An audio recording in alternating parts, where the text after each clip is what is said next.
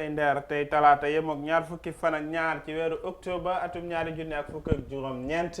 jotaay ji ñu yànd ak yéen Good Morning Africa fii ci Africa TV altine jàpp àjjuma tey ñu amaan mbégte kontaante santaat yàlla julli ci Seydina Mohamed sallallahu alayhi wa sallam sant suñu ñaari waajur sant bépp waajur sant kilifa diine ak kilifa aada yi bàyyi xel ñi ñuy seetaan ci àdduna wërgal këpp foo leen mën a nekk di topp jotaay ji di Good Morning Africa tey jii dellu si waat nañ na ma yaatal lépp lu jëm ci lu ñuy fësal ci seen programme bu ñuy àndee kenn li gën a fës dina bokk suñu studio story si Fatmata Jaajo dinañu ko fësalal noonu tamit ci newspaper review Amadou Kanté dinañu indil lan la newspaper yeewoo ci seen xët tey jii Fatmata nuyu nañ la naka suba si. Assalamualaikum maam ji bi Amadou Bandiraɓe fulɓes ma doom yi tegi ndawal yi nin asalaamaaleykum mbokk yi maa ngi leen a nuyu seen tur ak seen sant di leen dalal ci seen beneen Good Morning Africa show namoon naa leen man la seen xarit Fatmata Jaajo ñoo la raw a jaaraama comme joolaa bi tey làkk nga për rek Good Morning Africa neex na ba pare Amadou no badda waaw jaaraama maam jibi no waay alhamdulilah maa ngi lay nuyu bu baax ba di nuyu waaw double square yes Jaajo square nuyu ñi nga xamante ne ñoom ñoo di safo di ànd ak ñun bu waxtu bi jotee fii ci Good Morning Africa ci Africa TV di amaat mbégte dellu si fas yéene àndaat ak yéen ci li nga xamante ne mooy li gën a fees ci kër gi waaye tamit waxtaanee xew-xew jamono comme ni ngeen ko xamee su ko defee nuyu leen bu baax a baax man nag tey waa China rek laay nuyu. waaw ku nekk China te seetaan palaat nuyu naa la baax waaw man tey nuyu ma kenn waa China kese waaw ku bëgg a xam lan la rek dama ko war a af sa suuf bi. jaajëfal ko bu baax a baax nuyu bu baax a baax ñi ñuy seetaan ci biir réew mi ak ci bitim réew. nuyu jaajëfal staff ak management bu Africa TV jaajëfal ñëpp ñi nga xam ne ñoo jàpp ci liggéey ba mu yombandi ñaar fukki fan ak ñaar ci weeru octobre atum ñaari junne ak fukki ak juróom-ñeent seen jotaay Good Morning Africa te yem ak talaata ñiy dugg ci jotaay ji Fatbata moo ñuy indil li gën a fës ci suñu studio stories yi bokk na démb ci kaddu yi ki nga xam ne moom moo nekkoon Edward Singate gaaral na ki nga xam ne mooy Sana ginnaaw jàpp bi ak atte ba ci amoon te lépp tegawul woon ci yoon noona ci Edward Singate moom tam weddina tuuma ne faatul ki nga xam ne moom moo nekk Koro Cissé buñ ci jógee ñii ay soxna lañ ñu ngi doon def li nga xam ne moom moo nekk njàng ngir wàccee li nga xam ne moom moo nekk kaamil ci njàng mu gën a am solo ci li nga xam ne mooy biir réew mi ñett yooyu la ñuy fësal Fatmata ñu ñëw ci nga yaatal waaw maam ji bi as usual rek ñu dem ak studio stories yi the first one Singate tells TRRC that Sana Sabel was falsely convicted. Now, on his third-day testimony before the Truth, Reconciliation and Reparation Commission on Monday, former vice chairman of the military junta that overthrew the government of Sir Dawda Kairaba Jawara in the Gambia in July 1994, said the investigations reports against his partner Kupis Sana Sabali that landed him to jail were a complete fabrication. Edward Singate said the reports on Mr. Sabali were wrong and does not represent his act and confirmed that Singate was aware of this but could not do anything about the arrest of both Mr. Sabali and Sadibu Haidara. His Monday testimony made him the first person to appear before the Truth-Seeking Commission 3 times in a row to explain and answer questions about his participation in the 1994 coup and the alleged killings of some civilians and security officers by the junta. Earlier last week, Mr. Singate admitted to his attendance in the killing of several soldiers. Among them are those who were accused of plotting a coup against his former boss and chairman of the junta, Yaya Jammeh, on November 11, 1994, but denied participating in the killing. Edward said he didn't even know the cell where Mr. Sabali was in, further denying the allegation of earlier witnesses that he took Sana Sabali to Mile 2 Central Prison in the capital Banjul. Singate said he is completely remorseful of his actions and he can imagine what Mr. Sabel went through in the prison. Edward Singate xam nañ ne démb was his third day of testimony loo xamante ne musta am fanaa si diiri TRRC bu mu dooree ba tey he is the first person ko xamante ne testify na for 3 days in a row yëpp si participation am in the human rights abuses during the 22 years rule of Jammeh in the Gambia moom nag démba si testimony am dinaay na ne bokk na si ñi nga xamante ne ñoo yóbbu Sana Sabali prison waaye tamit nangu na ne bokkoon si ñoo xamante ne ñoo ko arrest moom si boppam sa actually moo ko arrest foofu noonu sa state house ba pare lu fone mooy gisoon nañ some time back moo nekk bu ñu just arresté Sana Sabali rumors were going on that he was arrested while he was trying to shoot the president. When he froze, then bu freeze ñu arrest ko ak yooyu démba ki nga xamante ne mooy Edward Singate loolu yëpp leeral na ko si during testimony bi ba pare wax na ne moom moo arrest Sana Sabally while he was entering the office before mu doon enter the office of the president right there at the corridor together with Sadibou Haidara and their odlis. waaw bettutoon ni ñi démb mu indi ci leeral comme ni nga ko waxee ndax ñëpp liñ ci doon dégg rek mooy tuuma yu ñu tegoon ci ndoddu Sana wane ne li ko taxoon a jóg moo nekkoon faat njiitu réew mi fi nekkoon mu Yaaya Jammeh ba tuuma boobu la ñëpp jàppoon ne moom moo ko yóbbu ci li nga xam ne moom moo nekk kaso bi waaye ki nga xam ne moom moo nekk Edward démb leeral na lu jëm ci loolu wane taxawaay bi nga xam ne moom jàpp na ne tuuma yi ñu tegoon ci ndoddal ki nekkoon muy Sana Sabally yëpp dara nekkul ci woon dëgg waaye la taxoon mooy xooloon naka lañ koy sàkkale pexe ak yu jëm ci yooyu noonu mu demaat ba ci biir wax ji mu weddi tuuma ne li nga xam ne dégg na ko ñu ne moom moo doon dem ci kaso bi di toccoo ki nga xam ne moom moo nekk Sana Sabally ak yeneen dem na ba gaaral ay kàddum ne moom xamutoon sax ban kaso lañ tëddaloon ki nga xam ne moom moo nekk Sana Sabally kon loolu yëpp nekk na lu nga xam ne tey na xel ci ñi liñ ci dégg waaye segam moom mu ngi doon gaaral kàddum te amoon gëm-gëm ne lépp ci lim doon wax dafa am ci lu mu sukkandiku woon ne lim ko leer te wóor loolu lay gaaral ci ay kàddum wanante des na ak ay gëtëm ndax ñu bëri liñ jàppoon rek mooy ne Edward Singate bu ñëwee nam meloon ak Sana ñu nekkoon ay wëllëre lépp lu am ci li nga xam ne la mu def la dina ko wax li mu wax tamit bu dee defu ko allahu akbar ndax loolu tey coup bi sax ñëpp xam nañ ne they were the first two people that came to exact ndax loolu wax na ko ci testimony yu njëkk wane ne ñoom ñaar ñoo sumba yëf yi te booba kóolute ak xarite bu nekkoon seen diggante ak tey mun na noo wax ne dem nañ ba dégg mu wax ne seen i njaboot sax dañ nekkoon benn ba lu bëri li nga xam ne daf doon am seen diggante kóllëre maam ji bi dama dee dégg mag yi naan nguur daf dee yaaxaloo bëri di si mel ni ay kóllëre ak relationship yu bëri waaye démba fanaa testimony ki nga xamante ne mooy Edward wane na that statement bi nga xamante ne mag yi dañ ko dee faral di wax waaw xam nga li ñuy wax rek mooy buur du xarit du mbokk loolu la ñëpp di wax tey nit ki nga xam ne dem na ba nekk buur loo bokk ak moom loo xaritoog ak moom bu gisee ne mébét bi nga am mooy génne ko ci place am dina la sàkkal pexe loolu moo tax Olof Njaay mu ne buur du xarit du mbokk dëgg la Amadou mu mel ni right after the arrest of Sana Sabally that's when this myth about Jammeh's spiritual powers started flowing in the minds of people. Yes, I think so. Comme ni ngeen ko waxee rek xam naa ne tey moom man mun naa leen bàyyi wax ju baax because soj bi mu maa des na waaye ngay def yow nag yaay wax nag waaw waaye li ma cee wax rek comme maam di bi nu mu ko waxee foog naa ne it was extraordinary soo déggee li nga xamante ne mooy Edward li mu wax démba ci li aju Sana Sabally nuñ ko arrêté ak bu mu demee mile to waaye foog naa li ci gën a am solo mooy Sana Sabally bu mu ñëwee ba mu nareet lim daj liñ ko def ak lan lañ ko fexeel ba ñu arrest ko ak face li nga xamante ne mooy page bu Edward indi démba donte ne sax nangu na liñ ko def ak liñ ko arrest xëy na moom yaajee moo ko convince ne Sana was on the way of plotting a coup against them and all te tu jàppee daame du fa bàyyi li nga xamante ne mooy Edward waaye tamit da ngay gis ne ñoom from dafa mel ni from day one buñ doon identify di council members foog naa ne problème bi foofu la dooree moom bu mu identify Yaya Jammeh Sana was not happy so foog naa ne from that moment trust bi nekku fa te ñaari ni bu ñoo ànd rek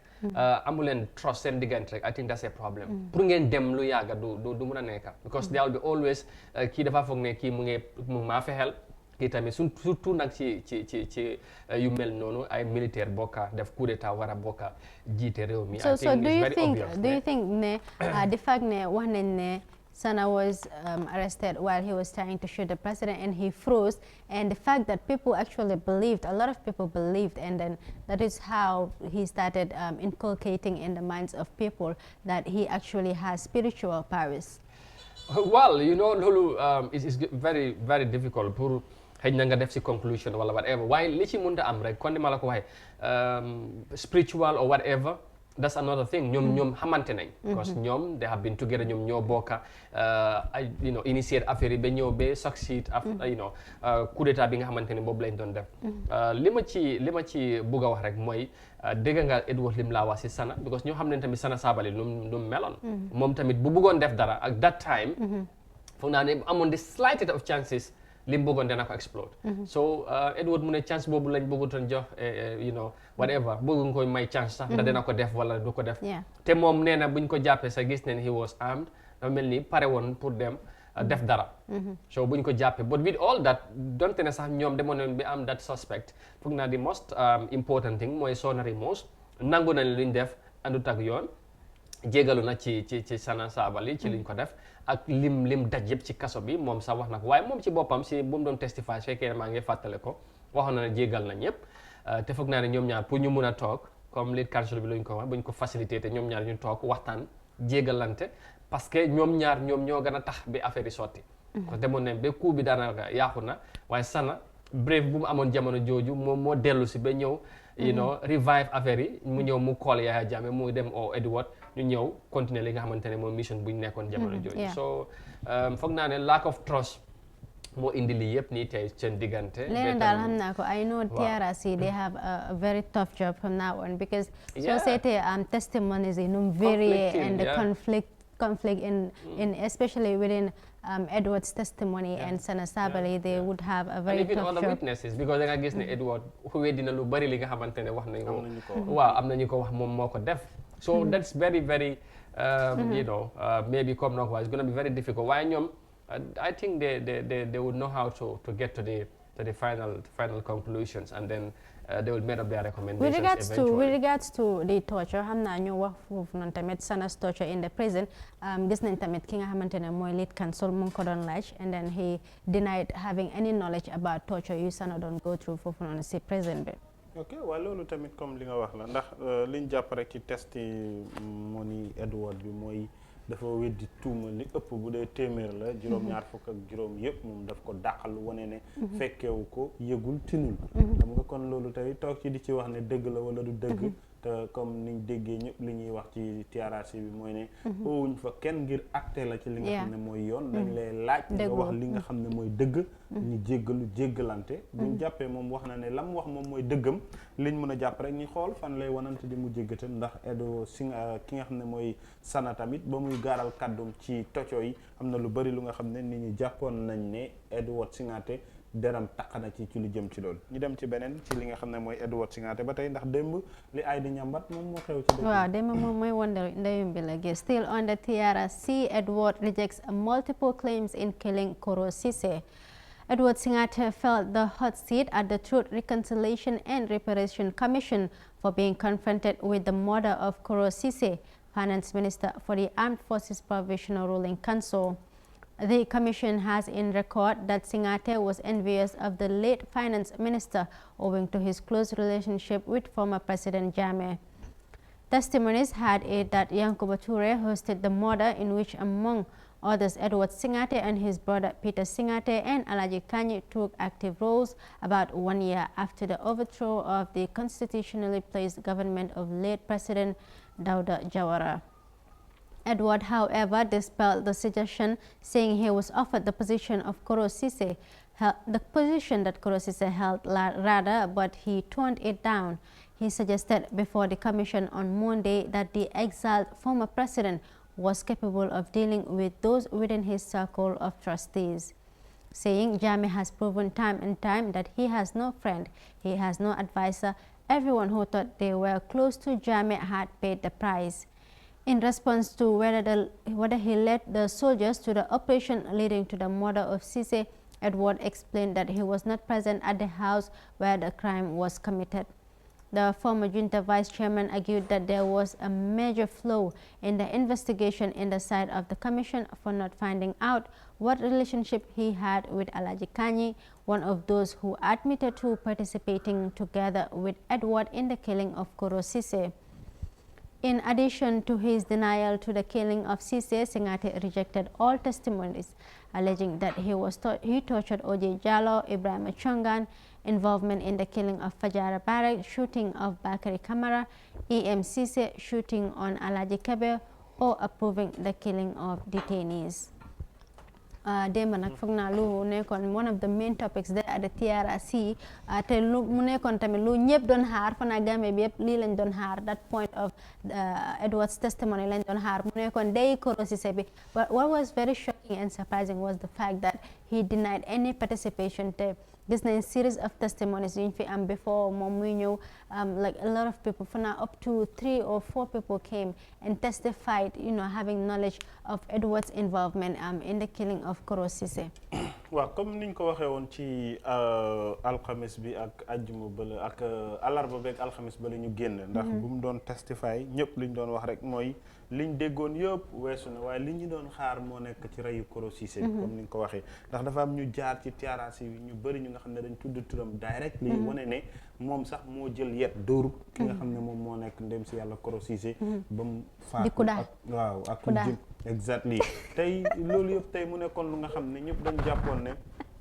bu ñëwee ok dina dëggal ne lii ma dégg ñiy wax wala kii ak kii maag moom ñoo bokkoon def faat bi ak yu jëm ci yooyu waaye ñu gis ak liñ dégg ci ñi indi seen testimony yëpp moom dafa ñëw dàqalu loolu wane ne moom takkut ci làmbut ci laalu ci ndax loo dégg Lead Council wax ko ci diw mu ne lii fii lañ la wàccee woon dafay ne that was not that day loolu nekkutoon bés boobu bés ban la woon nag ak keroog bi ñuy faat ki nga xam ne mooy Koro Ceesay bañ moom ñi ne demoon na jël na njabootam yóbbu leen jël njabootu Yankuba yóbbu leen këram ak yooyu yëpp moom mu dàqalu loolu tey mu nekk lu nga xam ne ba tey jii nit ñi mu ngi tey seen xel ne waaw kon ñiñ dégg ñi wax yëpp tilimal direct ki nga xam ne moom moo nekk Edward Singate wane ne moom bokkul sax ci nit ñi dañ bokk ci yëf yi de waaye dañ wane ne moom moo rey ki nga xam ne mooy Koro Ceesay kon loolu ba tey jii yéemu na waaye nag comme li ñuy wax la ndax la muy jeexale ci waxam yëpp mooy delloo boromam delloo boppam ci sunu borom delloo nit ñi tam ci sunu borom te foofa imaan bu fa yeggee ci doomu aadama te ak lu mel ni faat nit mënu cee teg leneen lu dul ñu bàyyi ko rek ci loxol sunu borom moom moo ci dese ay atteem waaw Amadou man suma question right now is whether the commission can rely on Alaji Kanye as a credible witness, noting the fact that at some point in his testimony he mentioned that Yankuba Toure actually called him, discouraging him from coming to the TRRC. But when the case was filed at the High Court, we've seen that he reversed his statement, saying that he wasn't called by either Yankuba Toure or Fatmata Jahumpa Ceesay. So could the commission at this point count on Alaji Kanye as a credible witness? Well, I think they can, because yesterday playing some of his testimony videos pour wane ne moom moo ko wax te dugg wax na ne Edward bokkoon na ci ak yooyu. But pour man I think yesterday's testimony was very dramatic diggante Edward ak the Lead Council and also even if not even extraordinary because maam ji bi wax na ko ak tamit wax nga ko many of the Gambians that was the big moment ñu doon xaar ci Edward testimony. Man, I was there on Wednesday and I was there on Thursday, but da ngay waxaat nii sax ñu ne ñoom even ñi nga xamante ne maybe journalist leen dañoo wax ne ñoom that's the moment they want to hear. loolu moo taxoon ñu dem sax bëgg moom mu leeral loolu ndax moom moo ko def wala moom defut ko waaye gis nga after all the expectations, because ñu bari ñu ngi doon insinuate wala di wax ne sax there was a rumor laa mun a wax sax not insinuation but di wax ne xëj na moom dafa ñëw mu nangu ne moom moo rëy ki nga xamante ne mooy Koro Ceesay wala bokk na ñi ko rëy waaye tamit mu wax ne former président Jammeh moom moo joxe order pour ñu rëy copies yooyu noonu léegi waaye gis nga di contraire lu fa génn moom ñëw na génne ci boppam nee na moom yëgul tinul te deful te foog naa ne loolu moo ci gën a nekk li nga xamante ne xëy na surprise ñu bari so li ñu wax rek it will be very difficult pour nga wax ne dangay toog fii nga draw a conclusion nga jox ne kii moo wax dëgga wala kii moo wax dëgga obviously am na ñu bari boo seetee réaction Gambien si surtout on social media dañoo jàpp ne Edward li mu wax amul dafa nekk di génnee boppam ci yëf yi comme diggante man Demba ak Essa Faal so gis nga living bi seen question ak association bi nu meloon demoon na ba mu foog ne xëj na moom li moo wax ne di jàpp ne loolu du dégg ak yooyu so moom mu ne he can only offer his side of the story. Then it's the rest to the commission pour ñu mun a determine what is the final fate. So anyway, time will tell because exactly. the TRRC would be providing its interim report late December, heading towards early January. So we'll see what happens and we'll see what recommendations will be there for all. jeexalee rek tamit ñu bëri defe naa ne ok buñ déggee lu doy lu wut sax ci kàddum waaye jàpp nañ ne rek def na lañ doon xaar ci moom mooy jéggalu ngir li ñuy xaar ci TRRC bi ku fa ñëw nga def lu nga xam ne ba nga koy def da nga jàpp ne sa matadi la woon ñoom ay xale lañu woon ak yooyu gaaral na ko ci ay kàddu waaye la mu mujjee mooy jéggalu ci kàllaama yi nga xam ne ñëpp dégg nañ ko jéggalu na ci soose jéggalu ay mbokkam wane na doomi réew mi la juddu réew mi la daf fi am ay mbokk am fi ay nawle jéggalu tam ci kàllaama yi li nga xam ne moom moo nekk olof ba tey ñëpp ñi nga xam ne ñu ngi ko doon déglu ak ñaawteef yu mu mënoon a def am na ñu nga xam ne dinañ jàpp ne matadim la te li tax a jóg TRRC bi mooy jéggalu jéggalante te loolu sax dem ci amaan bi mu ngi ko doon fàttali exactly li tax jóg TRRC mooy loolu jéggalu ak jéggalante te comme gis nañ ne ku ci wax ay kàddum ak ñaawteef yi nga mujjee def yëpp foofu ngay mujjee xam naa daal part boobu war nañ koo sensitize bu baax di reconciliation part because a lot of people dañ dee fàtte that part of the mandate of the TRRC so the TRRC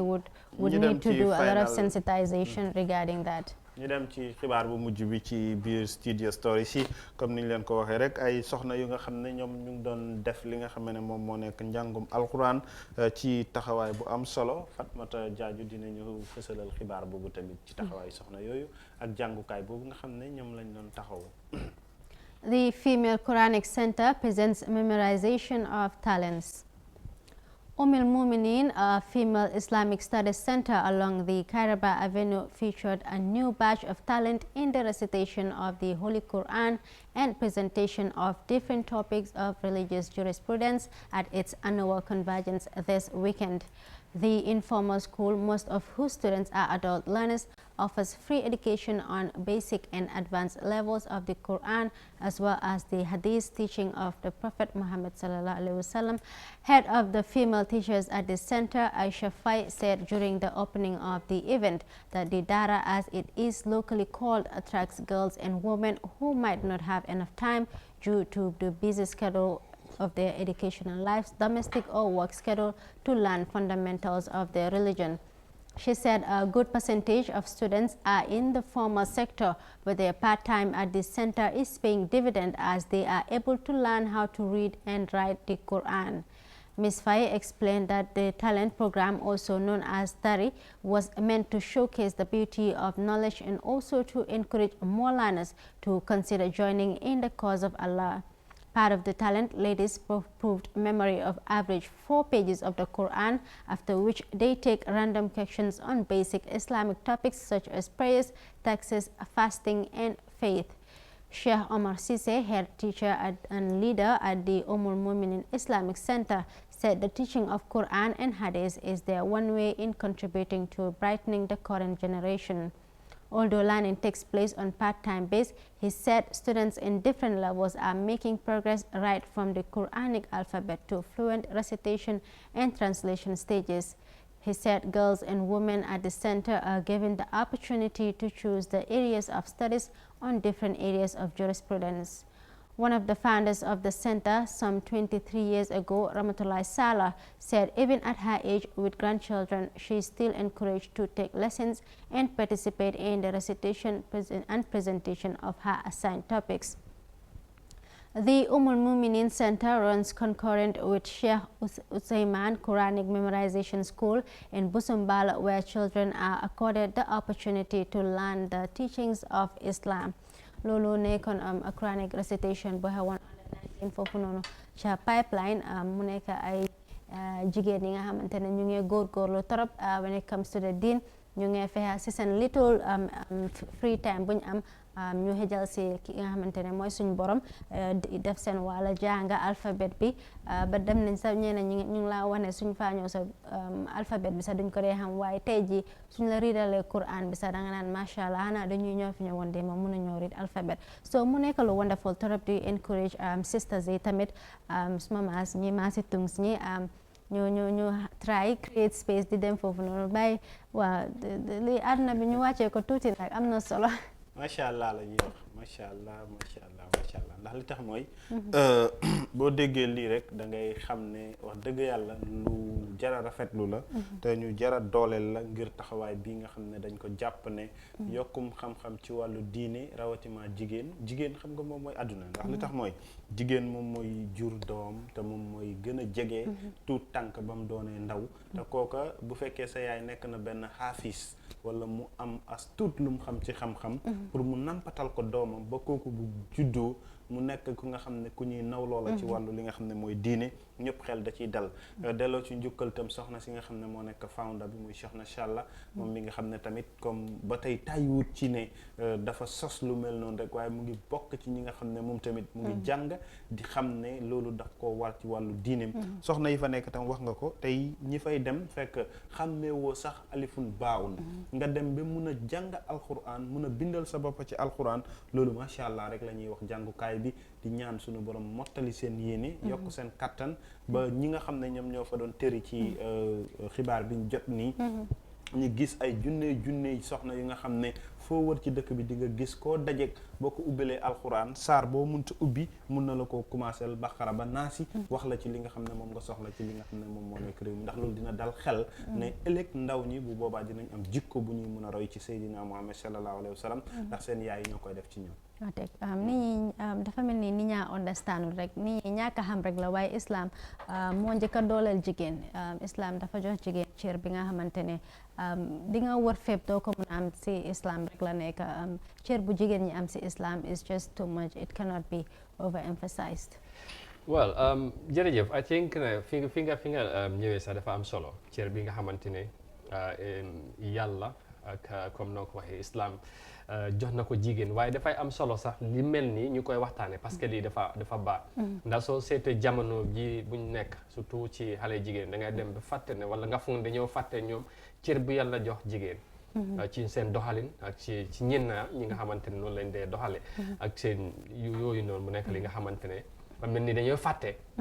waaye lu mel ni buy am dafay mel ni daf leen ñun ñëpp ñoo delluwaat waaye surtout ñi nga xamante ne mooy xale jigéen toll seen jamono am nu ñooy doxalee foog ne loolu rek mooy waaw mu nekk li nga xamante ne mooy loolu waaye li ñuy wax rek mooy foog ñu gërëm ñi nga xamante ne mooy di founders comme mam ji bi nu mu ko waxee ñaanal leen tamit yàlla gan leen taxaw waaw dëgëral li nga xamante ne mooy school bi ak li nga xamante ne mooy foundation bi because it's a very very good initiative waaw lii moom foo ko nattu rek wees na ko ñu ngi leen di ñaanal baax di leen encourage definitely waaw di jël opportunité bi tamit di ñaan borom kër yi nga xamante ne seen jabar yi bëgg nañoo dem jànga waaye due to their busy schedule in their homes duñ ko def ñu may leen tuuti space ñoom tamit ñu mun a make time pour dem waaw jànga moom su dul fii nii sax fekkee ne witin fi nga dégga wala sa kër wala soo seetee fi nga xamante ne foofu dafa la jege rek mun ngaa dem nafaru foog naa ne loolu dafay am solo ne tamit nag dafa am ñu tayal waaw yow bàyyil wax ji xamoon naa ne foog nga wiri waar that brings us to the end of our studio series maam ji bi loolu laa leen amaloon sant ak gërëm da koy ñeel jaajëfal ko bu baax a baax Fatmata Jaaju Square moo ñu doon indil xeet yooyu noonu la mu jeexalee ci xibaar bi nag moom macha allah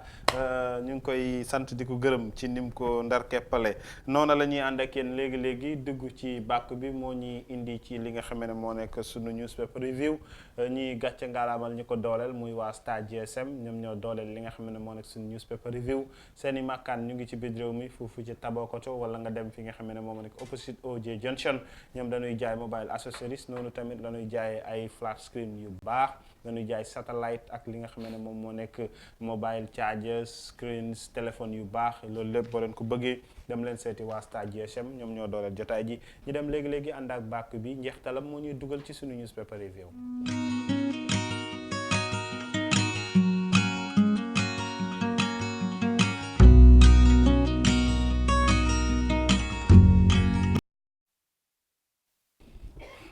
jaajëf bàkk baa ngi noonu njeextala moo ñuy dugal ci sunu newspaper review tey jii lu ñu yeewoo ci sunuy xët ci talaatay tey ñaar fukki fan ak ñaar dina bokk ci Voice newspaper Fore newspaper ak Point newspaper Voice Amadou lan la ñu fësal ci seen xët yi ñi jéggalu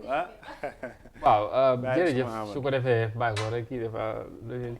noo ko faale sax ñu dooree ko ak Voice newspaper comme noo ko waxee tey ci suba si de dañ dal di xëyee 3 years jot na slams President Barrow and the Supreme Islamic Council ñoom ñii di Voice newspaper loolu lañ indi tey ci suba si la leneen luñ fesal ci seen xeet yi njëkk nee na AFPRC 2 denies role in Korosis's assassination and Minister Silla the alternative to peace is too dangerous to contemplate. The 65th ACHPR session opens in Banjul loolu lañu indi si seen xeeti njëkk ñoom ñii di Voice newspaper tey. acca ñii commencé ko ak 3 years jot na ñoom gaaral nañ seen kàddu ci njiiti réew mi ak Supreme Islamic Council ci li nga xam ne moo nekkoon seen taxawaay ak lu jëm ci taw boobu ñu doon def tuuma yi nag tegee na ci seen kaw ci lu bari bari. Well, members of the 3 years Jotna movement has described the Gambia President Adama Barrow and members of the Gambia Supreme Islamic Council as the real troublemakers in the country. They made the description at Busumbala, where the movement had another sensitization meeting with the Gambian people to dismiss the allegations emanating from the presidency and the Supreme Islamic Council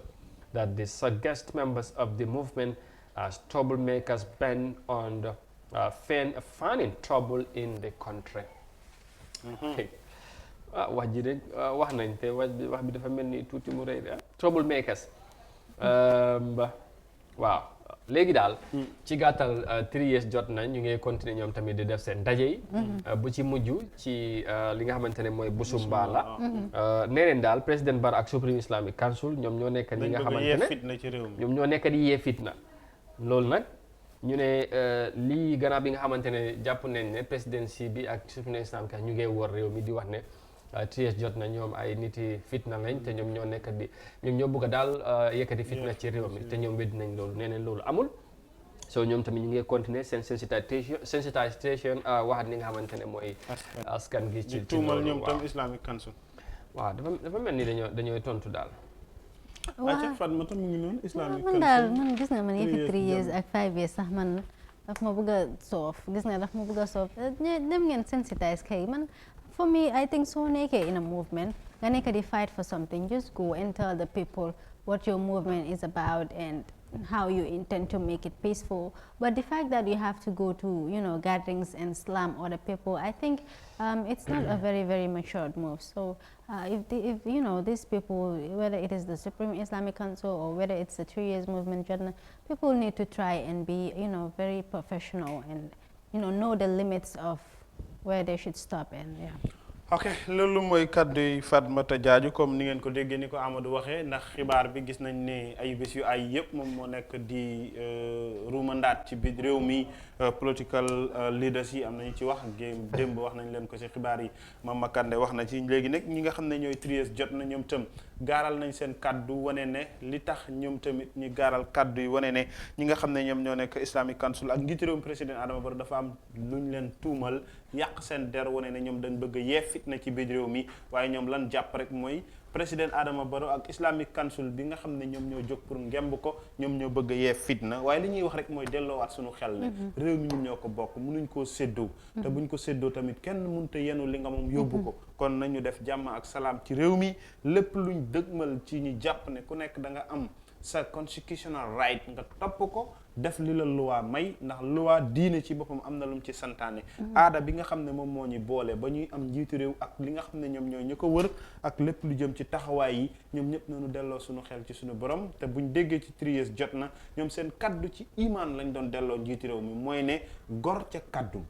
Islamic Council tam buñ jógee jàpp naa ne jàmm ak salaam bokk na ci lu ñuy woo ngir ñi bañ a yëkkati fitna bu dee ñoom ñëpp ñoo bokk benn mébét te réew mi moo leen ñor war na ñoo mën a méngoo ci benn gis-gis jàmm am ci biir réew mi amal waaw waaye daal Abdou Ndiaye moom mi nga xamante ne moom mooy chairman bu 3 years jot na daal nee na ñoom dañooy dégg ni ngi leen di wax ne wala di leen describe ne ñoom ñoo nekk trouble makers waaye li wér te wóor comme ni nga ko waxee nee na ñu nekkat di nekkat trouble daal mooy président Barrow la ak Supreme Islamic Council. moom Abdou Ndiaye mooy chairman Abdou Ndiaye moom mooy chairman moo gaaral kaddu yooyu noonu kon defe naa ne moom tamit ba tey bu waxtaanee ak njiitu réew mi wala ñi nga xam ne ñoom ñoo nekk Islamic Council daañu ko wax ñoom ndax démb gis nañ Supreme Islamic Council ñoom ñoo doon weddi lépp waxtaan la rek fi daal ñàkk a waxtaan pour man moo nekk di cause nii lépp toog waxtaan dialogue dafa diisoo important rek mu am solo réew mi ñoo ko bokk mënuñ ko pàccoo nañ ko toog ñu waxtaanee ko Gambia moom suñ Gambia la suñ ko yaaxee de ñun la ñi dem ci beneen bi Amadou ki nga xam ne moom moo nekk ba tey AFPRC kii di ki nga xam ne moom moo nekk Edward Singate moom itam weddina ba tey faatu ki nga xam ne mooy Koro Ceesay. waaw comme niñ ko indee AFPRC 2 denies role in Koro Ceesay's assassination. Second Vice President of the defunct Armed Forces Provisional Ruling Council has denied his involvement in the assassination of former Finance Minister Ousmane Koro Ceesay after 24 years. Well mu ngi noonu la wax nañ ko. ñoom tamit indi nañ ko nee na daal Edward moom weddi na ne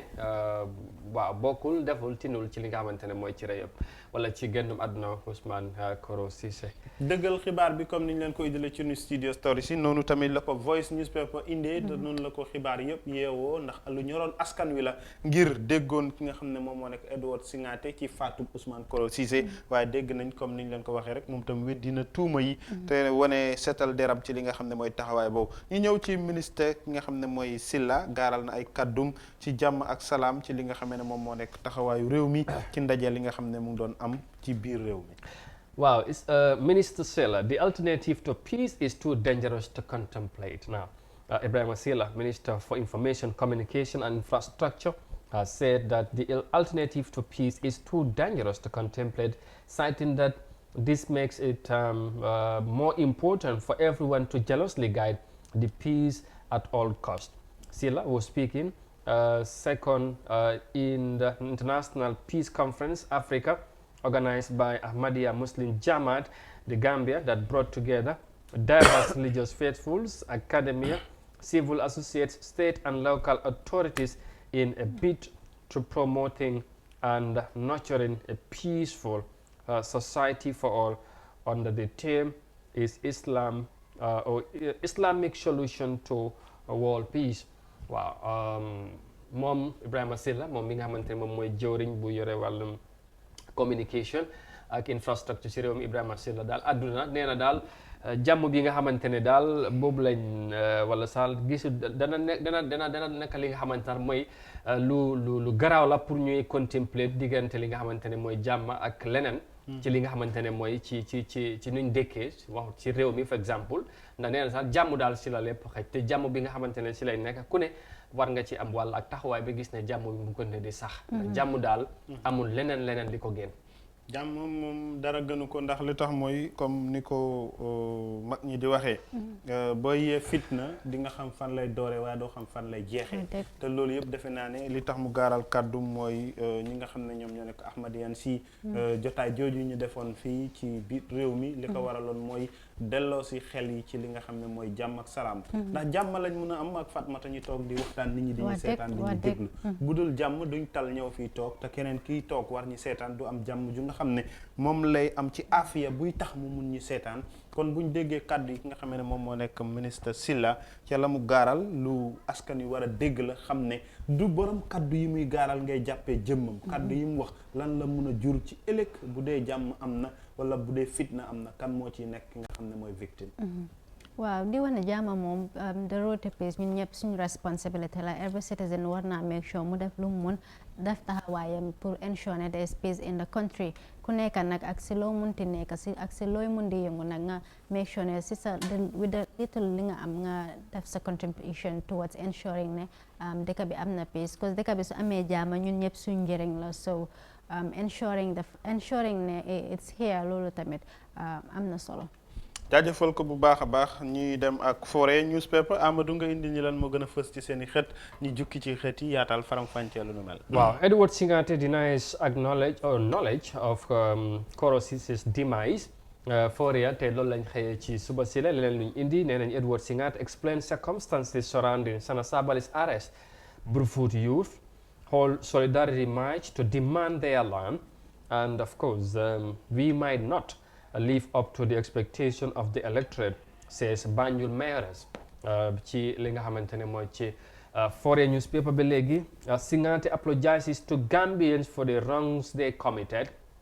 and the editorial on the of course foreign newspaper, the era of transparency and accountability loolu lañ fa indi tey, and the question of the day li nga xamante ne mooy den samplage tey ci suba sile, how would the port authority recover the money it is losing from the growing use of Senegambia bridge. Loolu mooy li nga xamante ne mooy question of the day ci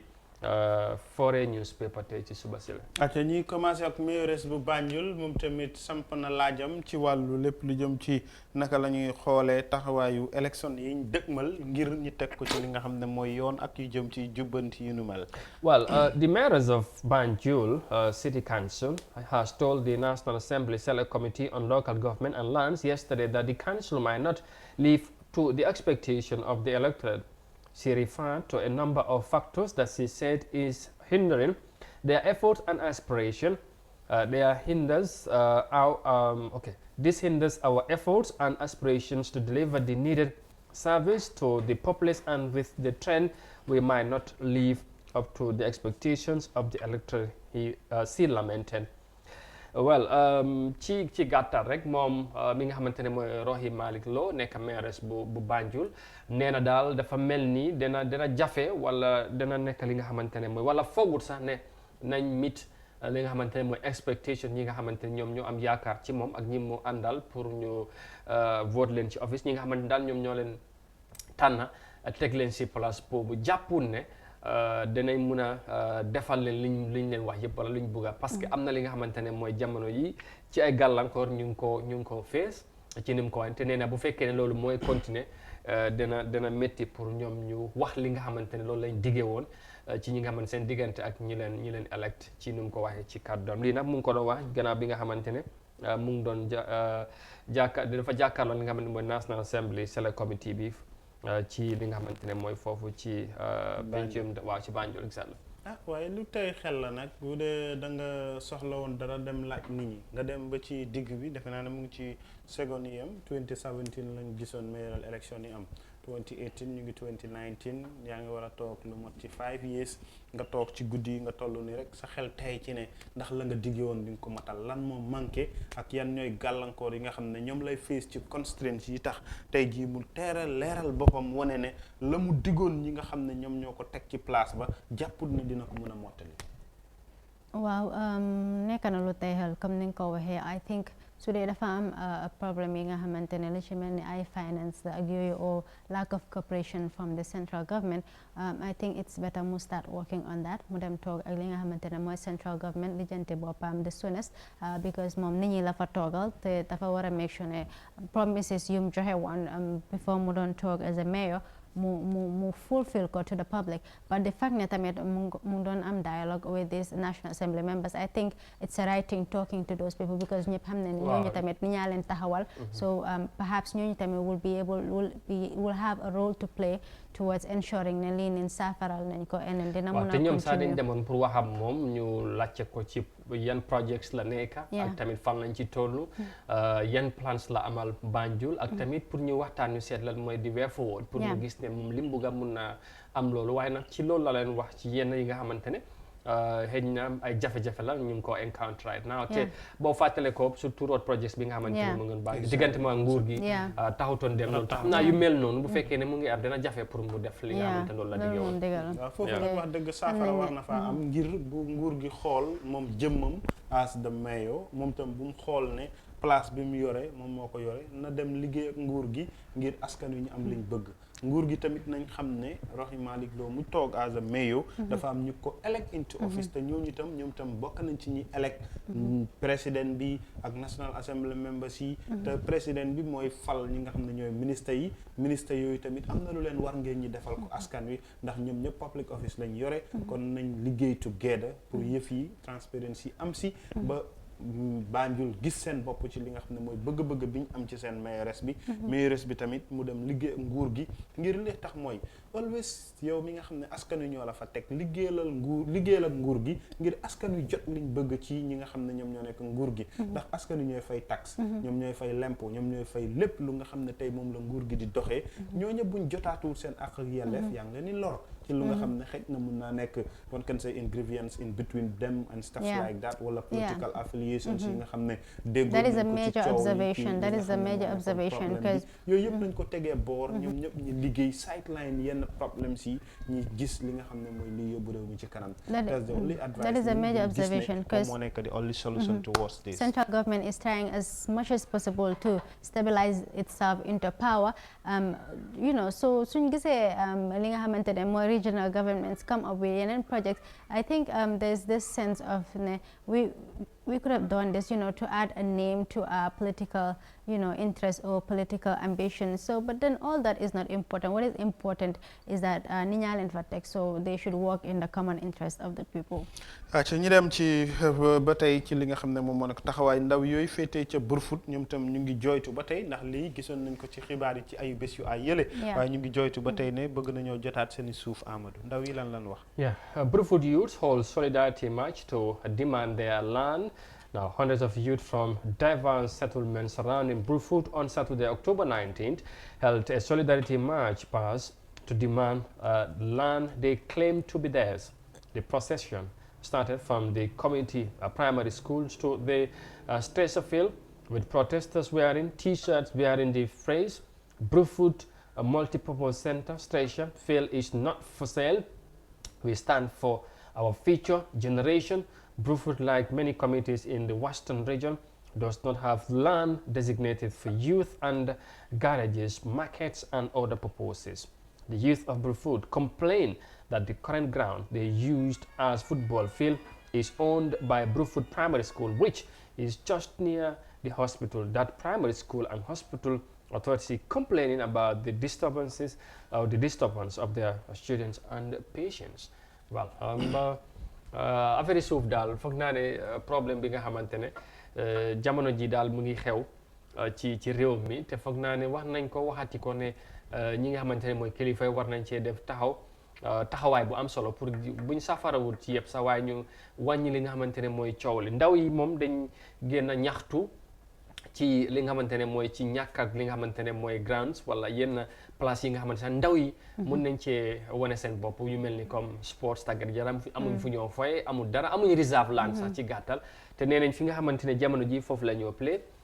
ci fu ñoo foye jege na li nga xamante ne mooy school bi te tamit dafa jege hôpital bi te ñoom ñi nga xamante ne mooy docteurs dañ lay gën a di complain teacher ci di wax ne dañ leen di stop seen xale yi ak ñi nga xamante ne mooy ñoo feebar te da ci hôpital bi te loolu dafa doy waar foog naa ne ñoom comme ni nga ko waxee ñoom ñu ne dañ bëgg a save seen future generation bi mooy xale yu woon ñëw ëllëg te foog naa ne nguur gi ñoom ñoo ci waroon a mun a jiitu ak kilifa yi nga xamante ne ñoom ñoo dekkee ci gox yooyu parce que tamit nguur gi naas mondias am na lu ñu war a waaye ñi nga xamante ne ñoom ñoo jiitee gox yooyu mooy li nga xamante ne mooy kon nuñ ko waxee elders of the community you know VDC elders ak yooyu ñoom dañ ci war a am taxawaay bu am solo man sax foofu laa bëggoon a ñëwee Amadou I think the first thing that they could do is to meet the various leaders, that is the Alcalo and also the chairman of the West Coast. I think Brufut, I'm sure is on the West Coast. So there should be a proper dialogue or a proper talk within these three parties. They've also mentioned that they don't have a proper place for garages and marketplaces, which is very important. Brufut moom so for them frequently di nga xam ne amuñ garage bu proper, motors just park and load the passengers and then go. But it would be nice to have a proper garage, also a very well standard market. Also the multi-purpose recreational center is very important for every community, especially for young people to go and do their various exercises. It's of benefit if the people trying to sell this area think ne lulu amul ben solo, they must be kidding themselves because I'm not getting torop. Okay, but then first let them try to work on a dialogue within the stakeholders of that area. waaw loolu am na solo comme ni ngeen ko waxee defe naa ne xoddeeku ca balaa ngaa lakkale la bu dee xale yi wax nañ ko léegi jàpp nañ ne saafara war na cee mun a am ñuy waxtaan ak kilifa yi ngeen wax noonu alkaalo bi jàpp nañ ne tey moom moo gën a yeey pour dimbale ndaw yi ndax bu nguur gi ñëwee sax moom la ñoo dem laaj ko yan place ñoo fi am pour ñu mun ko jox ndaw ñi te jàpp nañ ne Brufut léegi la jot pour ñoom ñu mun a saafara lii balaa ëllëg ndax tey loo munta gis ci biir réew mi jàpp nga ne ren li am yaakaar nga ne ëllëg développement yi di yokku te gis nañ ne ñu bëri ci askan wi dañuy bëgg a dëkkee li bokk ci gox yi Brufut ak li ko wër kon tey jii bu dee ndaw ña fa juddoo jàpp nañ ne ñu ngi am gàllankoor ci tey jii boo jàpp nañ ne saafara war na cee mun a am ndax dafa daw yaram sax tey nit ki tëdd ci lali hôpitalam ay xale nekk fële bu góol school ñëpp ànd yuuxu métit bu lay dal xale yi nekk ci biir classe di jàng tey ñi nekk ci football field bi tamit mun nañoo dóor bool mu dem dóor korget bi xale yi dañuy tiit ak yooyu loolu na nekk lu nga xam ne lu ñu war a teel a saafara la comme ndaw yi gis nañ ne ñoom ëllëgu Brufut ci seen loxo lay nekk te bërëb yooyu ñuy distop yëpp ñoom warul leen ñi nga xam ne ñooy kilifa yi nañ ci jël saafara ci nu mu gën a gaawee te Brufut bi dis not the first time ñiy dégg issue bu mel nii xale yi yàgg nañoo toog di joytu loolu kon saafara na ci teel a am ñi nga xam ne ñoom nga wax muy chairman bi nga xam ne moo nekk West Coast na jël jéegom ki nga xam ne moom moo nekk alkaalo bi ak chief bi ci boppam sax chief bi moom moo jiite alkaalo bi ci boppam mu waxtaan ak ñi nga xam ne ñoom ñoo nekk ci dëkk bi ñi seet place yu ñu mën a jox ndaw yi ñoom ñi jëfandikoo ci nu mu gën a yaatoo ñi dem ci xibaar bu mujj ak Foreign newspaper question of the day laaj leenu samp Amadou nga jukkil ñu xet ñu laaj bi waaw fàttali ne rek si laaj bi waxoon nañ ko ñu ne how would the Ports Authority recover the money it is losing from the growing use of the Senegambia Bridge. Now, first and foremost, the government should have prepared the National Road Authority to take charge of collection of the revenue to be derived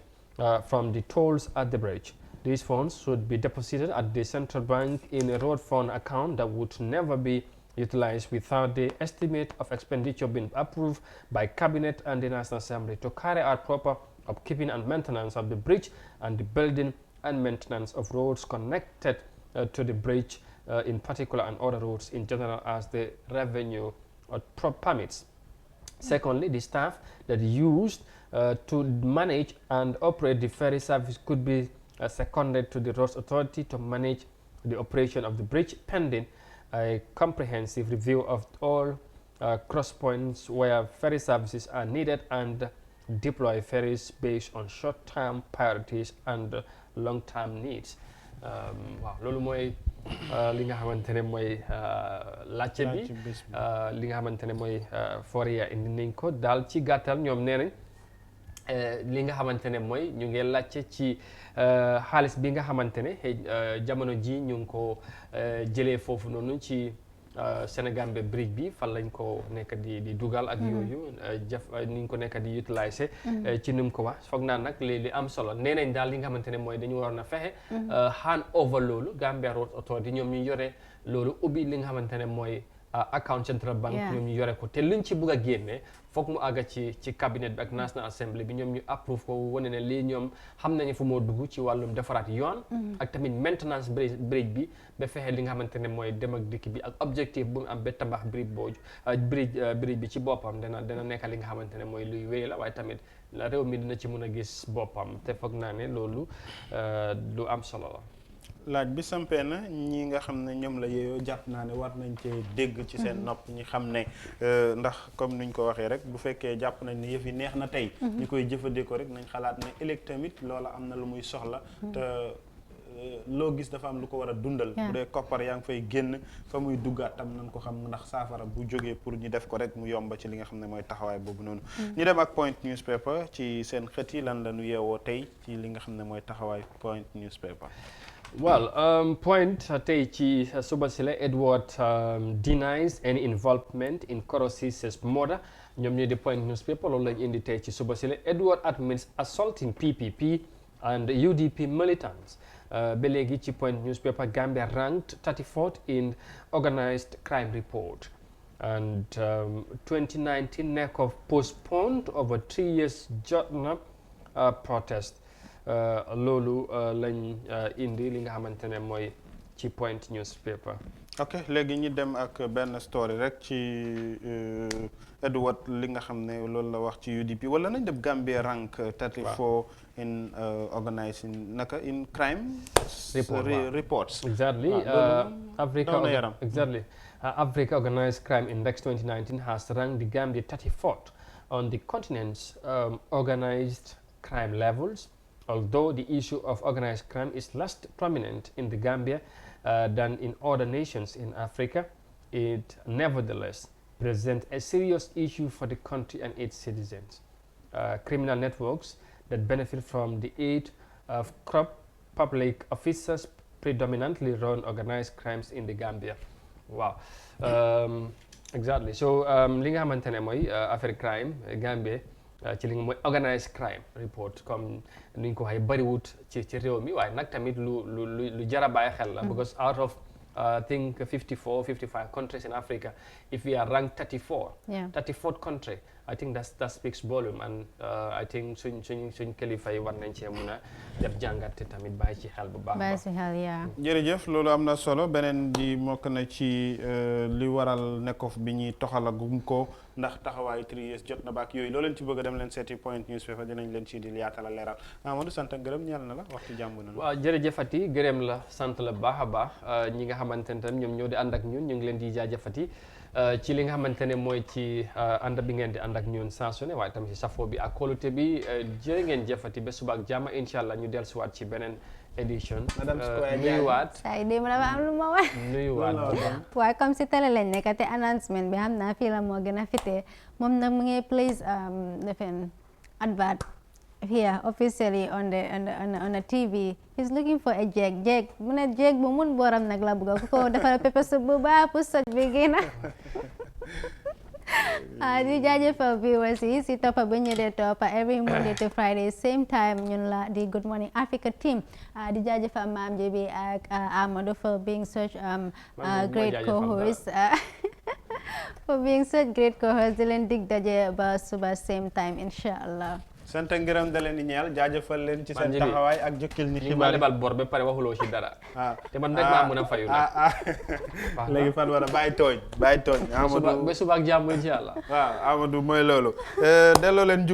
delloo ko jukkal ñaanal ko tawfiq jàmm ak salaam Queen ëllëg lay màggal bésu juddum on the 23rd October noonu tamit ci Fana Seck on the 26th of October lay màggal bésu juddum jox leen dig daje suba ñu dellu si ngeen topp Africa TV lépp luy rusee ci fi nga xam ne moom moo nekk TRRC di ngeen ko seetaan jaajëfal team bi Tungs Paa gaay yëpp ñu ngi leen di sant di leen gërëm ci taxawaay bi ba lépp lu ngeen di dégg ak li ngeen di seetaan mu yomb di ci seen bët ak seen i nopp suba ak jàmm suñu ko suñu borom mayee daanu ñëwaat ànd ak yéen ci beneen jotaay yaatala leen lépp lu jëm ci xibaar yii ak yeneen yi ñuy xaarandi ci biir kër gi.